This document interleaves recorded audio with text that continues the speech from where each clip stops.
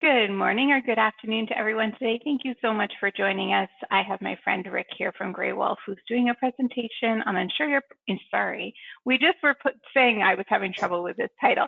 Ensure your product information is consistent with Prophet 21. But of course, as always, and I know Rick's a great person to attest to a lot of what I'm going to say, I do like to take a few minutes to cover some housekeeping items.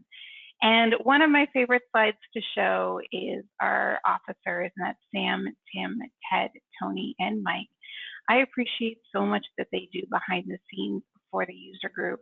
It's an incredible honor to have been working beside them for all of these years. We're just talking about, I'm at my 12-year anniversary almost.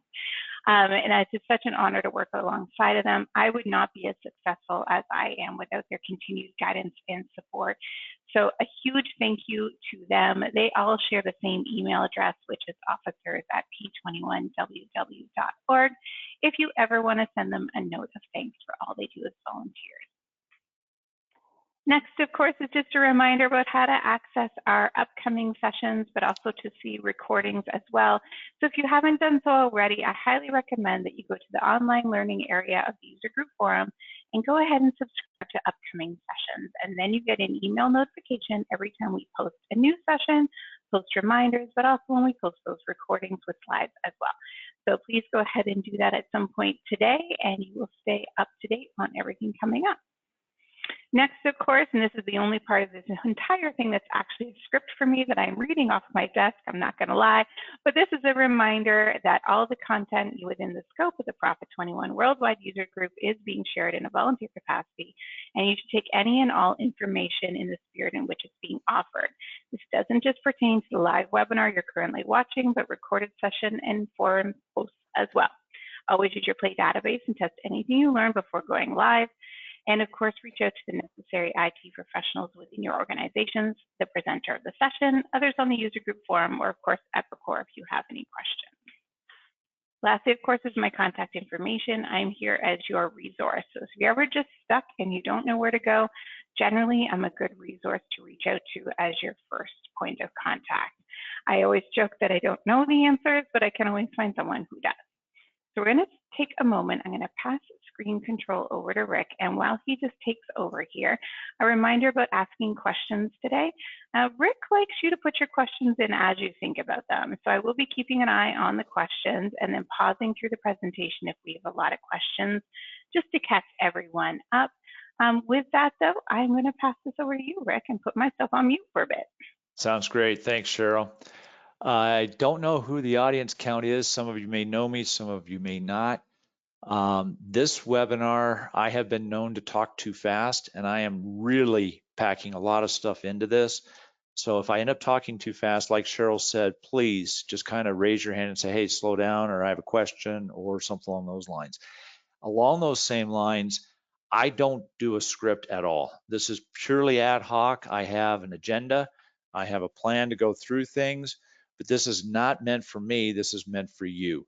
So if you have anything that you want me to drill into a little bit in detail, I can either say something to the effect of, oh, here's a quick little show of how we're going to do it, or I can say, let's take it offline and we can do something afterwards. I'm going to put my vital information up at the last slide so that you're going to be able to see how to get hold of me if you need to down the road. Again, since it is on the fly, I make the full disclaimer. It could break at any time. So one of the fun parts about doing a demo is that it can break at any given time. So first thing I'm going to do, this is the agenda. I'm going to try as fast as I can to get through some of this. I'm hoping I don't go through too fast that I end up having to maybe recircle back. But what I'm going to do is do an introduction, bring you up to speed on who I am, who Grey Wolf Systems is, just kind of go through who and where we came from. And then I'm going to go through two studies that I've come across that are actually fairly new, really good studies. They give you a lot of information on the topic we're going to be talking about, which is, how to keep your product consistent. And I just put P21 because this is a P21 environment, but it's even more than that. We'll get into more of that in detail. We're going to talk about Keystone. That is our product. That's kind of the sales pitch of this, if you will. where I'm going to be going through and showing you what the product can and cannot do. And then ideally, it's if you hang around long enough, what I want to go through is a case study of a P21 user and walk through the example of how they actually implemented some of this stuff. And it goes beyond just Keystone. And we kind of named that Keystone for a reason, because it's kind of the cornerstone of everything we're talking about. The wrap up is not just meant for questions, which obviously there would be, but also the questions would be happening hopefully during the whole process. And if we need to, we can talk about the questions later on as they come up at the end of the session. So let me do an intro first, and I'm going to go to our website. One of the things about our website is you're going to find we're extremely transparent. Not only do we have a lot of information on here that's pretty straightforward, but if you start wanting to know things like pricing and details that are of all the way under the covers kind of things, even some technical stuff, you'll find that on our website. I'm not going to go into that today. I'm only using this just to kind of give you an intro. And we've really refined what we're getting into. We are focusing really on product information management, which is the cornerstone of what we're going to be talking about today, and EDI, which is the webinar we did a couple, 3 months ago, just before the conference. We did a webinar there, which you can obviously find on the forum in a recorded format if you're interested in that. Where I like to go when I'm talking about us is go to about us, because we've got a timeline here. And I'm not going to go through a whole bunch of it, but you'll see that we've been in business for over 30 years. And there are very few companies that are out there in the software industry that have stayed. I started it. My background is that I came from an auto parts distributorship. My dad was an auto parts distributor. I have unloaded 40-foot trucks when I was in high school with batteries and that kind of stuff, did tires, batteries, and accessories, and we did it on a Cardex system. Inventory management was an interesting gut feel kind of inventory management. So I was raised in that world. After that, I went on and did some other things in the industry. I've got an electrical engineering degree, I've got a business degree, and I got an MBA. But I worked for IBM, I worked for General Dynamics, worked for Marietta before I worked for a competitor to Epicor, company. It was a precursor to Infor, which is called R&D Systems. And I left R&D in '92 and started Great Wolf Systems. We got involved with the Epicor company and specifically Prophet 21 when a SHIMS user moved over to P21 back in the 2014 timeframe. That's when Cheryl and I met. When I first came to the conference was in that time frame. And we also then got involved with doing our connector to P21, which is our set of APIs. And I'll talk a little bit about that, but I'm not going to get into how much detail. We do support both P21 and P21 Cloud. If we're in the P21 world and you're on-prem, that is with our APIs that we've written, and we've been doing those, as you can see on here. We've been doing those for almost a decade now. And that is where we're doing, if you're in that world, we control it. We're not using the middleware server. We're not using other APIs. If you are on P21 Cloud, which we're seeing more and more of those that are doing that, we are at the mercy of Epicor, the middleware server. If you want to have mother's maiden name integrated somehow and you've gotten into Dynachange, that's all going to be driven by Epicor. So there's a little bit of hand tying going on if you're on the P21 world. You'll also see on here when we got into Partner Connect, if I scroll back up a little bit here, you'll see we've been doing that since 1997. That's our EDI piece. And then Keystone, we've been doing that for the last couple of years. So that's what we're talking about today is PIM and DAM and pardon all the 3-letter acronyms that we're going to get into, but that's where we came from to get to this point. That being the intro, I do want to do a couple of definitions, and this is coming from a source of PIMCore. They're a software company. There are several PIM software companies out there, and I'll even give you the names because you'll find them just as fast. There's InRiver out there. There's Akineo. There's a few, but I want to talk just for definitions because we're going to be using that terminology a little bit here today. What is a PIM? And you can read as well as I can. I'm not going to read this to you other than the one sentence in there that the PIM focuses on collecting, organizing, and distributing. There's one little word we added to that, and that's enhancing. So basically what you're doing is you're collecting product information, you're organizing it, you're enhancing it, and you're distributing it out to different places. We'll get into a little bit more detail on that. just want to go through that definition real quick. And what is DAM? DAM is a digital asset management. That's where you're getting into the things of digital assets, things like images, videos, documents. So when I use the word DAM or digital asset management, it's kind of a subset to PIM, but what I'm really talking about are those digital assets that we're working with in a technology kind of an approach. So with that being said, Cheryl, you get to go off mute, and if you'll put the first poll question out for me, please. And while you're looking at this poll, I wanna just talk to you a little bit about it. We're going to see the results of this poll, but we've also got a study that actually asked that same question of people. Specifically, it was both consumer-based kinds of companies and industrial-based, like you guys are. And it asked the same question. We're going to compare and contrast it with what the results of that study came back and what the results of what we have here today. And it looks like, do we have everybody or no yet, Cheryl? We're only at 38%, so we'll give it a little. Okay, so mine was just the audience view. Who's actually, okay, cool. But we're going to go through this study. And the reason for this study, while I have something to sell, the idea is I want to sell you something that has value. And the only way you're going to have value, and this comes from my IBM days, you have a need, you have a feature, and you have a benefit. And what I want to talk about is what's the need. And that's why we're going through these studies, is to talk about that. All right, I need to make mine full screen, so bear with me a little bit here so I can make it a little bit bigger so I can see it. My eyes are getting old. All right, this does not surprise me. It will be different than the results of the study, but it doesn't surprise me because of being industrial that the majority of you are using the phone call sales, the old school stuff, right? This is the way it was always done. Someone wanted to ask a question, they're asking questions on specifications or whatever. They pick up the phone and they call. Obviously, that's starting to change, and we're seeing the same thing with you guys, is that the marketing websites are starting to come in second. I'm old school. Social media, I don't like influencers. I don't understand influencers. I mean, I do. I understand the topic, but I don't know where these guys come from that makes them experts. And so I kind of agree with you on the social media, but if you look at the Gen X and the Gen Zs, they're starting to believe in that kind of stuff. All right, let's go into the first study. The first study is, and I'm showing this slide up here on purpose. It was in 2024. It was a survey of 650 B2B professionals. It was international. And if you look at the details down below, it was done, they don't want to use the word AI, which, by the way, I am so over the hype of AI, so I'm not going to use that term very much.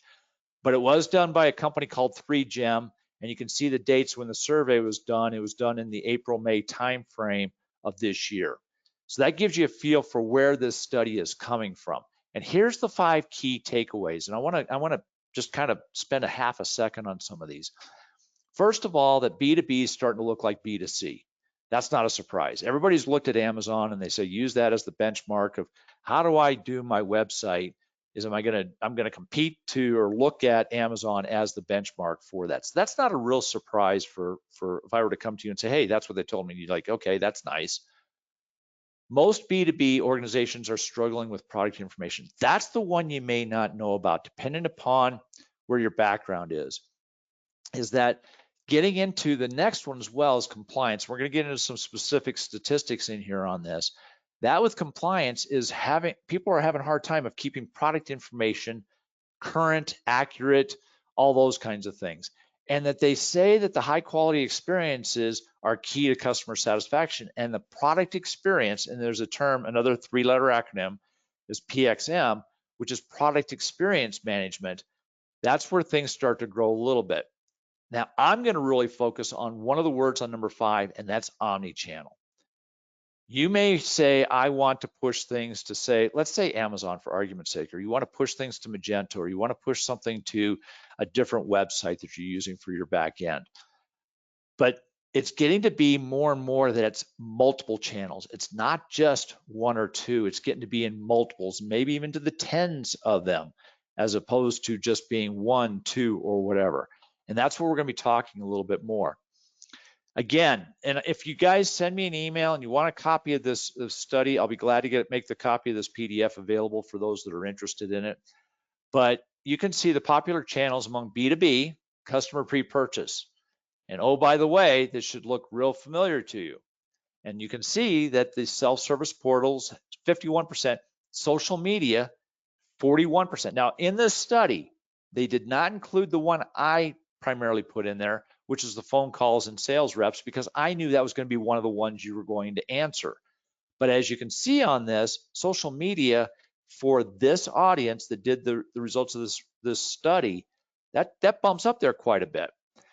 Now, they also did in this study, and I found this very interesting, that 70% of the companies in the study take 2 weeks to collect and collate all the data required for a product launch, and that 1 in 10 or 12% of them take more than a month to get that put together. And enriching, in other words, taking that product information and making it better, took even longer, with the exercise being, 60% saying within 2 weeks, as opposed to, it's greater than 2 weeks. You're starting to see that the product information is really hard for them to get their heads wrapped around and making it for that product launch ready for that launch. Compliance with ever-changing regulations. Now, obviously, we've got one of our customers, they're a Canadian company. They sell all to Costco, their gas products, that kind of stuff. And you get into something, their terminology is everything we sell goes boom. And we have to have things like specific logins for the website and those kinds of things. Well, all those regulations with everything that they have that goes boom becomes one of their biggest challenges to stay within compliance on that. Now, SEO has been around for a long time, but that still is making the list. You still have to get found on your website. And where does that SEO information come from? It's really coming from the products. We'll get into a little bit more about that. Here are the 3 biggest challenges, kind of repetitive here a little bit. Ensuring regulatory compliance. Bottom one is ensuring data accuracy. 5 key performance or information sources for B2B decision makers.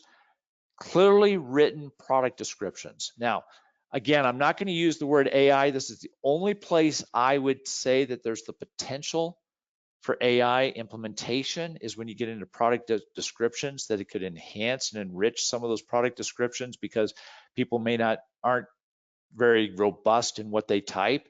But I still have a problem with AI, because now people can read in a product description that it's really AI generated. AI is kind of doing that. So product descriptions may need to stay human. In my opinion, I think it kind of does. So, all right, that's the first study. Let's go to the second set of poll questions, if we could, Cheryl, please. So the first question, and there's going to be 2 of these, and I'm going to set you up for it and so that you know what's coming. The first question is, does your organization, maybe it's you, but does your organization understand the value, key word there, of a PIM? The second question is going to be the exact same question, and it's going to be related to DAM, or digital asset management. If you've heard PIM for the first time today, if you've heard digital asset management for the first time, pretty easy to answer.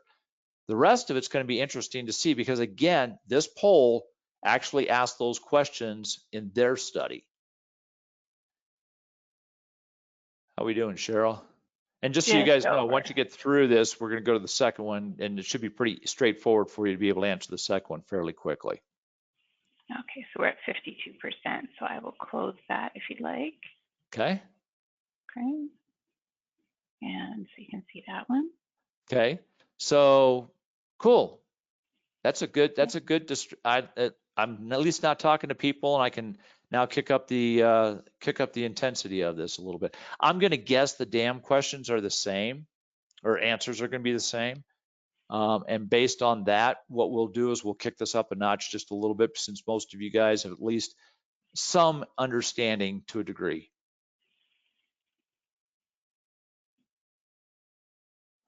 All right. And we probably don't need a whole bunch. There we go, Cheryl, thanks. And it's, oh, okay. This is a little higher of no understanding at all. So okay, that gives me a feel for what I'm going to go into when I start getting into some of my demo pieces. Thank you, Cheryl. All right, the second study, same time frame, 2024. This one is a little bit, I think this is a better study. I did this on purpose. I started with one study. I started with this one as the second one because I think this is a little bit more informative, if you will. It's a little bit broader too. This is the methodology. Everything I'm seeing on this screen right here is who's the audience of the study. And you can see there's 158 companies. Now the difference here, this is not international. This was in the US. This is not as big of a sample size, if you will, because the other one had 650. This one had 158. You can see the revenues. You can see the 12 verticals. You know, they've got a whole bunch of data points. Okay, that's nice. But this one also crosses over between industrial and consumer. And if we take that concept that B2B is becoming more like B2C, well, then the B2B guys need to understand what the consumer guys are doing. And you can see in this lower chart here of that, what industries are they in? Well, the industrials are primarily building materials and electrical, heavy equipment, machinery, industrial, those kinds of things. And the consumers over in the apparel and fashion, which, oh, by the way, things become more and more disposable and perishable. Apparel and fashion is something that you might want to use as a benchmark. Food and beverages, same kind of concept. Furniture. There's quite a bit of other, but I'm going to disregard that. You can also see the line of business of the type of title that they have. The majority of it's going to be in some sort of a product development, marketing kind of a role. They've got a little bit of an IT and a little bit of a digital, so it's not as much technical as we probably have on the call. It's more of the marketing side. And as you can see, it's about a 60-40 split between consumer and industrial in their count there. All right, that being said, you should recognize these two questions. And in this sample size of who they were talking to, they've got a little bit more knowledge of both PIM and DAM than we do on the call, but not necessarily substantial. It's a good indicative. Our call, or the people on the call, are a good indication of what we're seeing in the study. So this could be something that you can take and say, okay, this kind of represents who we were talking to.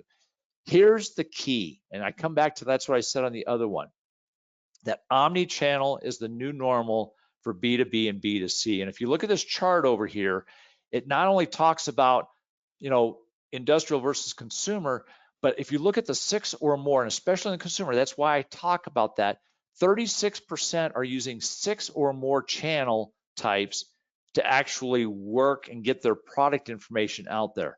And down below, it's talking about, okay, what are the channels? You know, big box retail, the guys like maybe Lowe's or Home Depot, the independent retail, the wholesale aspect, third-party marketplace websites like Wayfair or eBay or Amazon or any of those other players that are truly a marketplace kind of a world. That's what we're seeing here. And then here's the interesting part, and this kind of crosses over interesting into P21 and some of your e-commerce stuff, is, okay, what are you going to do in the next 1 to 5 years as far as add, upgrade, or replace some of your software? And what you'll see on here, and I'll go through some of these 3-letter acronyms, are pretty obvious what e-commerce is. You know, 38%-ish are going to start looking at that. That's not a surprise. ERP at the 38%, that kind of surprised me. CRM, customer relationship management, product information management, content management system, that's kind of the marketing web pages, if you will. Data access or digital access management, product lifecycle management, master data management, and master asset management. Those are what those other 3-letter acronyms are related to. And it's not a surprise that the 3 in red are towards the bottom. What we're going to be talking about are the 2 of the 3 that are in the orange area, mostly because that's what we do. That's the purpose of this call, but also that they are towards the top of this. And if you talk to this audience, what was the reason, what was the purpose, or what were the drivers for you to select your specific PIM? And I've talked about this in other sessions and those kinds of things, the single source of truth. And I'm going to talk a little bit more and more about that here shortly. Organization of product data, in order to get that product data organized so that you've got product lines figured out, collections figured out, all those kinds of things, process efficiency. But I'm also going to say this is the one that a lot of people forget about, is the syndication. And we're going to talk a little bit on this next slide right here. So there are two types of PIM users. And DAM users. I'm going to use them interchangeably. You've got the advanced or foundational. And the difference between the two is primarily the blue areas of that they have enhanced marketing capacity and syndication. The ones that leapfrog from the basic PIM users of things like cost savings and process and single source of truth and those kinds of things to jump to the next level, syndication and enhanced marketing capacity are the biggest things that take them to the next step. And what does that mean? So what? Well, the reason why that means something is they said that you have positive or very positive performance. Performance as in these were publicly traded companies that they did this analysis against, and they saw better performance as in revenues and profits, 39% being more likely to be positive performance for those advanced PIM users and 36% more for advanced DAM users. Bottom line, what's that saying? Is if you can step from that point of being a foundational type of a PIM user or DAM user and go to the advanced level, now you're going to improve the performance of your organization. Okay, so that's all sounds really fine. Let's get down into the weeds and let's start talking about a specific product. And again, just because it's this one product, I'm using it as an example. There are others out there, but I will try to explain to you why we're different. So Keystone is the product. The logo is by design. You know, we've got inputs, we've got outputs, and oh, by the way, we've got this nice little Zen little symbol in here, the yin and yang. We're going to try to make this all work together so we can make it a consistent kind of an approach. If you take one thing away from this presentation, this is probably it. The world has revolved around P21 for most P21 users since the beginning of time. You know, if you think back, you know, P21 was owned by a company long before Epicor had it. You know, based out of Dallas, they did a rewrite. I've been around long enough. I've got enough gray hair. I remember back when it was that long time ago when I was working with R&D systems and working with SX and working with all the old ones that were out there. And that ERP system was the cornerstone. It was the thing that drove everything. And in today's day and age, what is it driving? Well, we've got catalogs on here. That was the old school. But you were doing EDI maybe with trading partners, or you're putting stuff to your marketplaces, or you're putting stuff to the e-commerce, and the single source of truth ends up coming from P21. And in my opinion, I think that's a mistake. Where it should be is P21's a great product. Don't get me wrong. It's a great transactional product, but it's really not meant for product marketing management. The world revolves around products. If you think about the industry you're in, it's no longer about the transaction. It's about the product that gets you the transaction.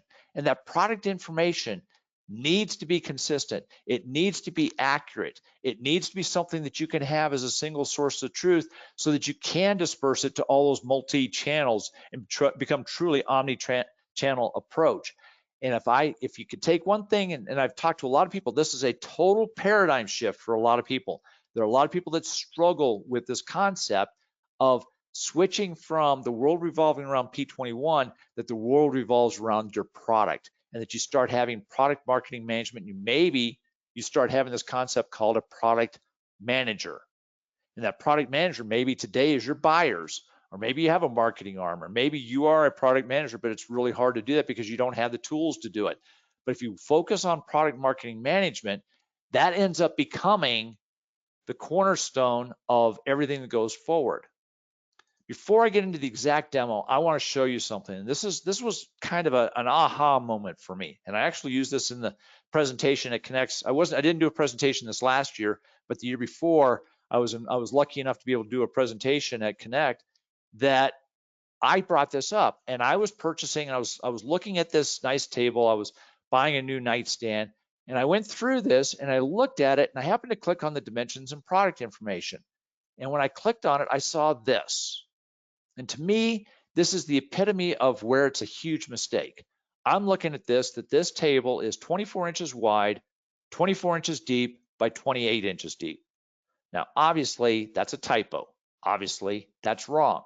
But it was important to me Was it 24 inches deep or 28 inches deep, and how high it was? Because my bed is next to it. I wanted to know how high that nightstand was going to come up to my bed, and that 4 inches makes a big difference. So what did I have to do? I had to pick up the phone. I had to call. I wasted a sales rep's time to figure out whether that's 24 high or 28 high. And after I got all that figured out, I was able to determine I purchased the item.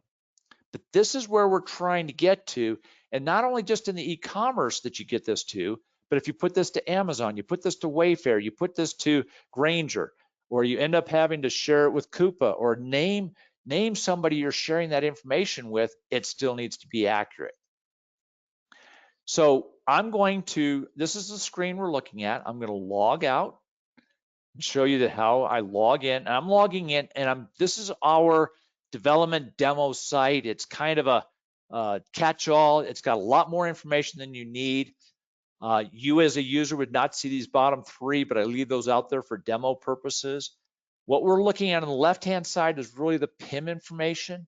On the right-hand side is the DAM information. So for example, the PIM information, if I go down here and I look at this and I say, okay, I want to look at all my products, I can click on a product. Yes, it's already opened by somebody else. And I've got a whole bunch of facts and figures and details associated with that product. And we're going to drill into some of that. Over on the right-hand side, I may have things like images, and I can drag and drop, and I'm not going to go into a whole bunch of detail on this, but I can actually upload and put all my images into here, or I can have data sheets, I can have videos, I can add more, and then I can assign those assets to a given product or a group of products as I so choose. Now, not only is this DAM functionality kind of cool in the sense that it stores it, but I've even got the technology to be kind of a mini Photoshop, if you will. So I can actually edit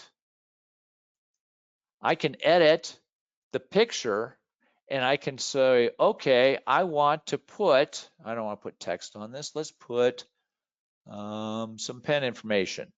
And then maybe I want to put some text information, and I start adding text information. I save it. Now this JPEG, in this case it's a JPEG, this JPEG, when I save it, is actually being saved in the DAM, which is part of the PIM, and it's now being saved consistently there. Now I've got a single source of truth for that image. The really cool part about that as well is I have versions. So as I modify and save and publish each one of those versions, I now can even roll back. So if I've got multiple product managers and they're out doing stuff and somebody breaks something that I really didn't want to break, I've got kind of an undo. Not only a single level undo, I've got a multi-level undo that I can go back to multiple levels if I want to. Or I can go back, I didn't save and publish it, I didn't save the edit, but I can view it. I can change the size of some of the stuff, what formats are coming in. I can specify the thumbnail, what it looks like associated specifically with it. And then I can even get into the properties on it that I can add things like a description. Where does this come into play is when you start getting into e-commerce and maybe getting into metadata on an image itself. And you can start putting more characteristics of that metadata on the image. It's all tied here. And again, I come back to, if I make the changes here, and now I push it to Amazon, I push it to Wayfair, I push it to my own e-commerce site or whatever, that's the same information that's going to be pushed to all those locations. So it's consistent, and that product manager works in one place to control all the information.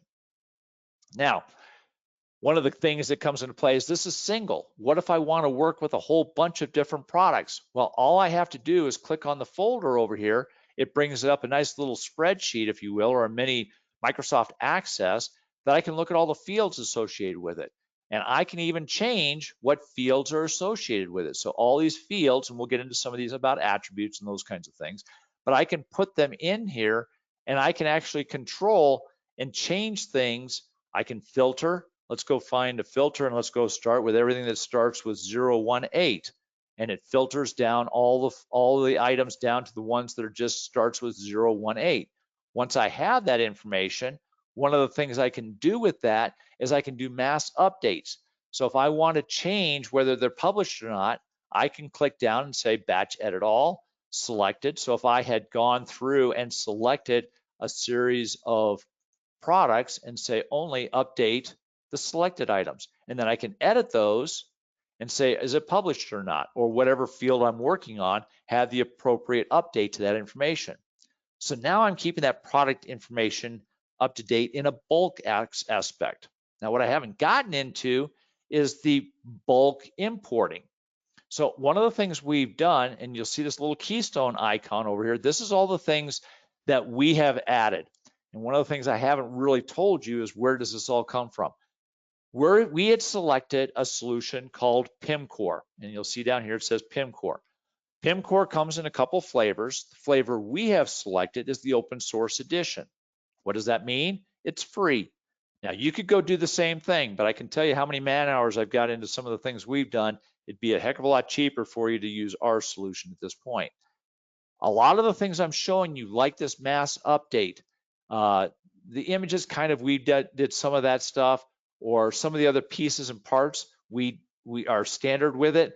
But everything related to this little keystone icon is what we've done ourselves. So for example, you can do a spreadsheet products import. You can go to Magento and say products push.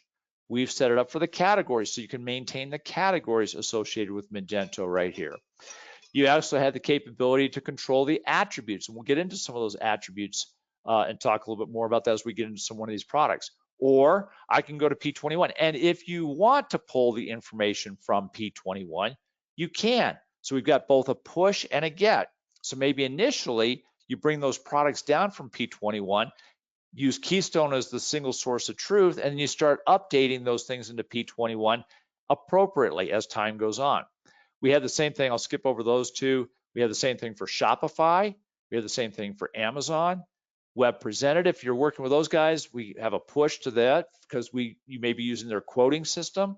And we had one customer that wanted to have Grainger information exported so that they could actually go to Grainger and say, hey, we have this information if you would be glad to sell it for us. So we've done all those kinds of things of information. Now, this is a little overwhelming, and I'm going to get into the case study here in a little bit. But these are all the things that are available for a generic user, not a specific user. So we have broken out tabs, say basic and custom. We'll get into digital assets. We've got two sets of digital assets. Why do I have two sets of digital assets? Is because we had a customer who had multiple websites and they wanted the groupings of digital assets associated. We wanted one place to keep all the products, one level of keystone, if you will, but they wanted to push to different types of e-commerce with different types of digital assets. So we had, when we go into the digital assets, we had their images, videos, and data sheets associated with it, but they wanted to have it separate, and then you can set it of which e-commerce site you're synchronizing with. It will then push them accordingly. We have the P21 module. We have basic product information. You should recognize these names associated with it. And we've got one customer where a SKU is not a SKU. They wanted to keep the SKU. In fact, it's their case study. They didn't want to keep the SKU as the P21 part number. They wanted to keep it as the manufacturer's part number, but they wanted to show availability based upon P21 part number. Well, we had to create some sort of cross-reference, and that's what this P21 part number is associated with, is a cross-reference to it. We also had the ability to allow for supplier information, and you can have a one-to-many relationship, so you can have multiple suppliers, kind of like you do in P21, that you can then put this information, and then when you push it to P21 with this little click of a button, it pushes the same information accordingly into the item maintenance. We'll skip over those two.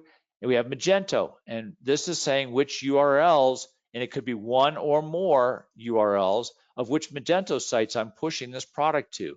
And I can say what's the key and what's the Magento price. Same thing for Amazon. Now, Amazon was a challenge for us. If any of you have been working with Amazon, there's no such thing as having your own set of categories. You have to work within the Amazon set of categories or attributes and work within that. So what we've done is we've set up with our integration with Amazon that we pull down all of the characteristics of the Amazon world, that when you then pull up this product type, it's going to have those product types that are available standard within Amazon that you can select. So you don't have to memorize or learn or configure for Amazon. We've already pulled these all into it so that you can specify which product type you want to use and then is compliant with Amazon. In the Shopify world, we've done some similar things as well. We've got some Shopify price. Is it requires shopping? Yes or no? What's the Shopify title? We have some settings of who's the Shopify server. One of the things that we've learned, because we've been in business for over 30 years, we've learned how to deal with synchronization conflicts, or in the term that we saw in the study, the syndication conflicts, if you're syndicating. Well, if someone's modifying something in Shopify, which in our case, our customer happens to think Shopify is the center of the universe, well, we had to set it up so that, do we synchronize this product with Shopify? That's probably not going to be the case. Or is Keystone or Shopify going to win? So that if Shopify gets modified and Keystone gets modified at the same time, and we modify two different things, this will determine which one wins to override the other. You got to keep that in mind. You still have a tail and a dog scenario. And I'm of the belief that the world revolves around Keystone. So the dog would be Keystone for the data information, and Shopify and Magento and P21 would all be the tails. And then you would always have Keystone as that. But you may have it, and you can even do that like I was showing you in bulk. You can do that by product line. You can do that by category. You can do it all kinds of things. And we've had this little thing called collections that allow you to group products into a collection. So all the settings for that collection override what the individual sections for a product are. I'm not going to get too much into the web presented modules, but I'll just show you we have tabs for that and for the Granger module. Okay, that's Keystone from a very generic perspective. Let me go back over real quick to the slide and talk about now, and I have a couple slides here on their case study. And in this case study, this is the important part of it. The company is KBS Electric. They have a spreadsheet that came from Eaton. And the spreadsheet, I'm going to show it to you. The spreadsheet had all the product information. Oh, by the way, it also had all the images, and the data sheets are out on Eaton's website in what they call a CDN, which is a content digital network. And they wanted Grey Wolf to put this to we were using Altitude at the time, still are using Altitude. It's an open source. We moved it to open source, as you saw in our history, but they wanted to put it on a different brand. And that's where the MV components come into play. So KBS is the same company as MV Components, but they wanted to have just this Eaton set of products available on the MV Components website.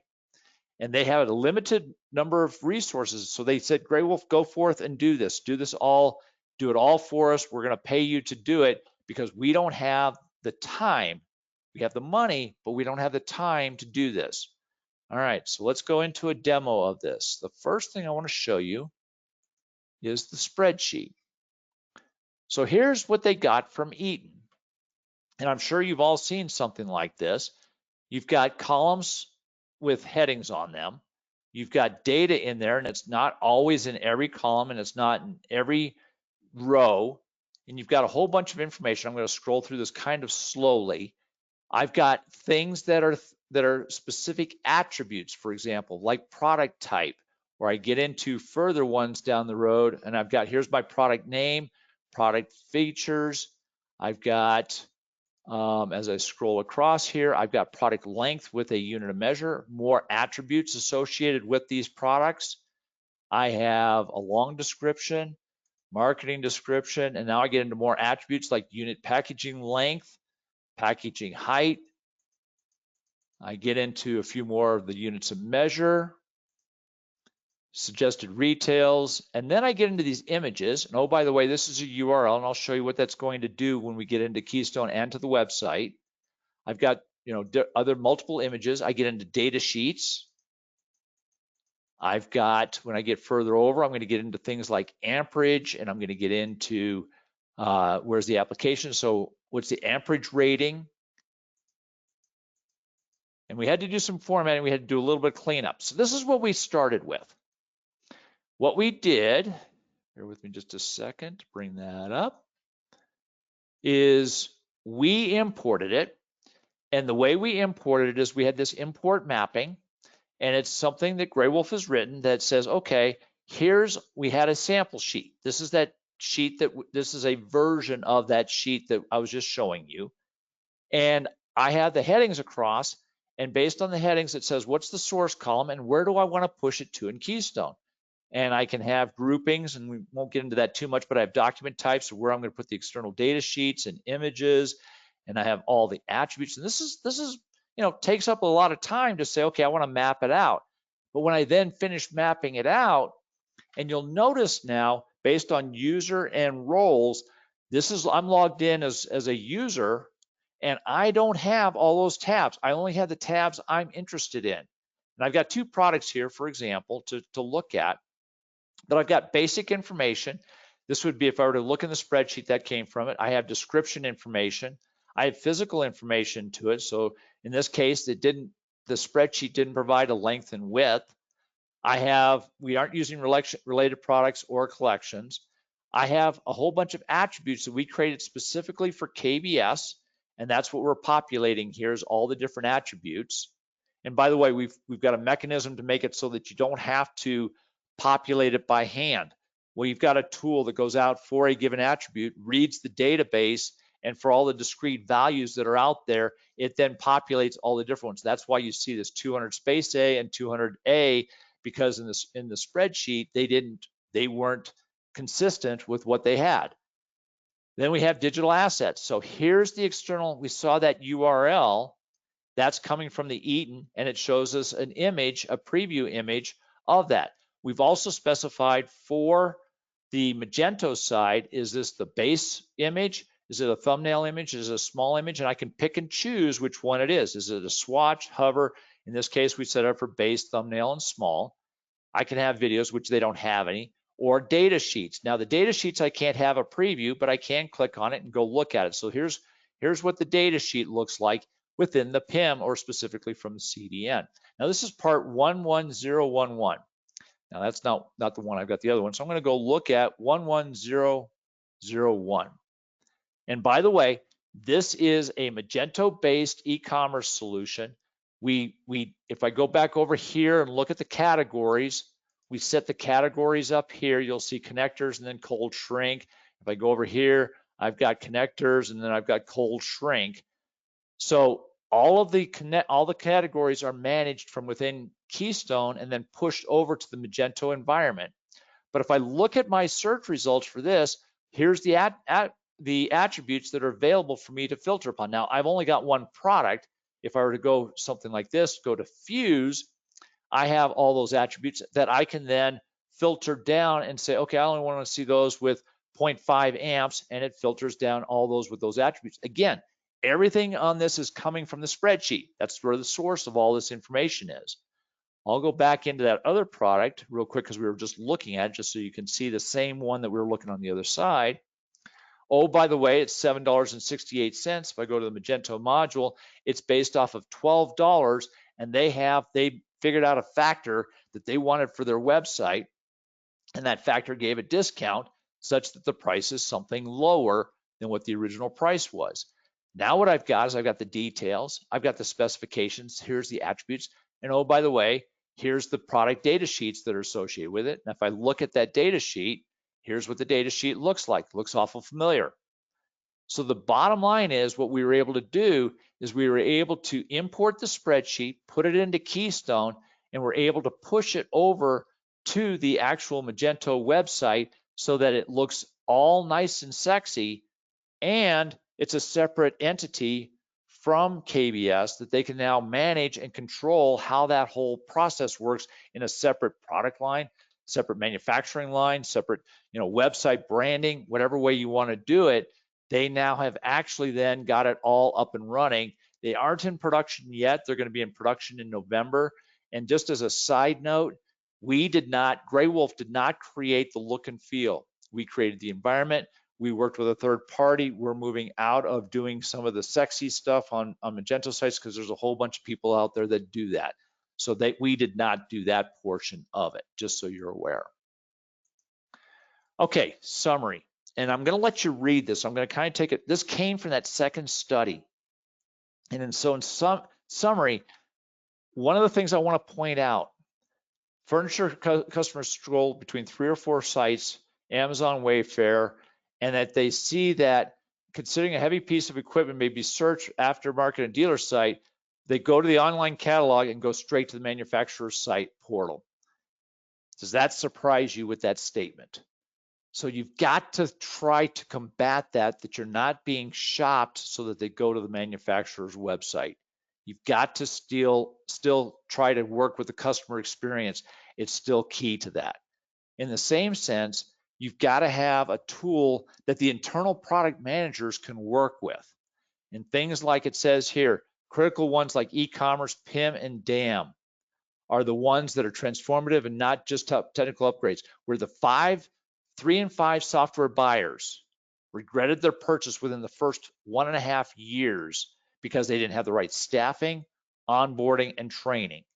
So I would say to you, even though we've got the tool, it's like CRM, if you don't use it correctly, you don't put the processes in place, and you don't have the executive buy-in, it probably won't be successful, or you're going to jump ship and go to a different one where the grass is always greener. So here's the bullet points I want you to walk away with. High quality product experiences are customer satisfaction. Omnichannel is the new norm. Syndication, that's the difference between Keystone and all the other PIMs. We've made it that we're trying, our way to fame is going to be, we're going to have a whole laundry list of all of them. We've just started. We want to add to it. We want to add Home Depot. We've got one of our customers in Canada is wanting us to do Walmart CA, which is different than Walmart.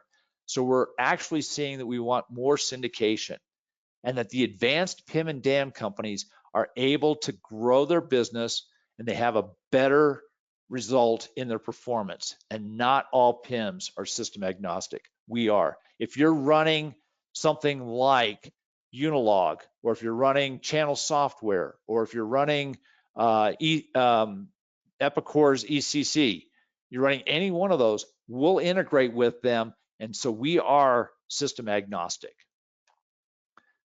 Little side note, hopefully we got to see you guys in Connect 2024. Cheryl's going to love this next side. 2025 is coming up. Put it on your calendar because we will be there. Look forward to seeing you guys in August of next year. For those of you that haven't seen face-to-face, we'd be really loving to see you guys there. Here's my vitals. Cheryl, you didn't interrupt me at all, so I'm assuming we may not have any questions, but if you do have any questions afterwards, here's how you can track me down. So we do have a couple. Cool. And you had to show the Connect for next year. I'm not ready yet. Hey, it's on your website. I stole that image from your website. I know. I'm not ready yet. But we do have a couple of questions. The first one is, how do you structure the data? Is it by item or groups of items? The answer to that is yes. We can do it either way. If you saw on, and I'm not going to show a demo of it. Yeah, if you go here, actually I don't have that on for that user. Bear with me here. Over here, one of the things you see is this thing called a collection, of which you assign products to a group of products. So I can have the data structure. The bottom line is I'm going to have a product, but I can manage the product at the product level or at the collection level, so that it's either by product or by groups of products. And it's just, be careful what you ask for kind of thing. You just might get it.